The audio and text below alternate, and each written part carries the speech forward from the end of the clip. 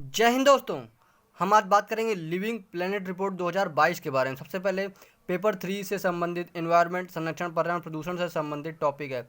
और ये जो रिपोर्ट है प्रारंभिक परीक्षा के लिए तो बहुत महत्वपूर्ण है ही, साथ में आप इस रिपोर्ट का मुख्य परीक्षा में भी उपयोग कर सकते हैं। अब यह रिपोर्ट एक एनजीओ अर्थात world wide fund for nature के द्वारा जारी की जाती है। हर 2 वर्ष में इसे जारी किया जाता है।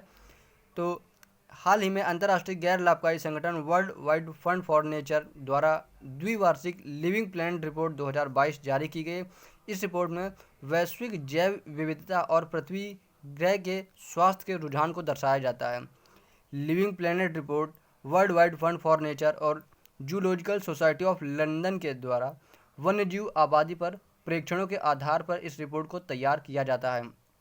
अब देख लेते हैं इस रिपोर्ट के प्रमुख बिंदुओं के। तो सबसे पहले इस रिपोर्ट में बताया गया है कि वन्य जीव आबादी में गिरावट देखी गई है। तो पिछले 50 वर्षों में विश्व भर में स्तनधारियों, पक्षियों, उभयचरों, सरीसृपों, मछलियों की वन्य जीव आबादी में लगभग 69% की गिरावट दर्ज की गई है। वहीं विश्व स्तर पर मीठे पानी की प्रजातियों में आबादी में लगभग 83% की कमी आई है। इसी में साइकैड एक बीजी पौधों का एक प्राचीन समूह है जो सबसे अधिक संकटग्रस्त प्रजाति है, और जबकि आपका जो कोरल है वो सबसे तेज़ी से घट रहे हैं। अब बात करते हैं क्षेत्र विशिष्ट आकलन की।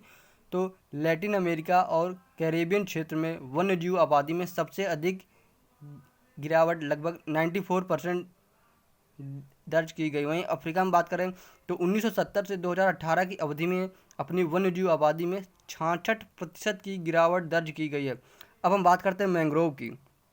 तो जलीय कृषि और आपके कोस्टल विकास के लिए प्रतिवर्ष 0.13% की दर से मैंग्रोव नष्ट किए जा रहे हैं।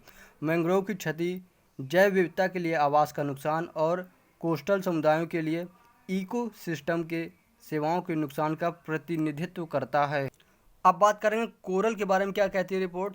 तो कोरल के बारे में लगभग 50% उष्ण जल के प्रवाल पहले ही नष्ट हो चुके हैं। वह 1.5 डिग्री सेंटीग्रेड तापमान की वृद्धि से 70 से 90% उष्ण जल के प्रवाल नष्ट हो जाएंगे। वहीं बात करें शार्क की, तो पिछले 50 वर्षों में 31 में से 18 समुद्री शार्क की वैश्विक आबादी में 71% की गिरावट आई है। अब इस रिपोर्ट में भारत विशिष्ट बिंदु देख लेते हैं। तो हिमालयी क्षेत्र, पश्चिमी घाट जैव विविधता के नुकसान के मामले में देश में सबसे संवेदनशील क्षेत्र हैं। बात करें सुंदरवन की, तो 1985 के बाद से सुंदरवन मैंग्रोव वन का 137 किलोमीटर का क्षरण हुआ है, जिससे वहां रहने वाले लोगों के लिए भूमि और पारिस्थितिक तंत्र सेवाओं में कमी आई है।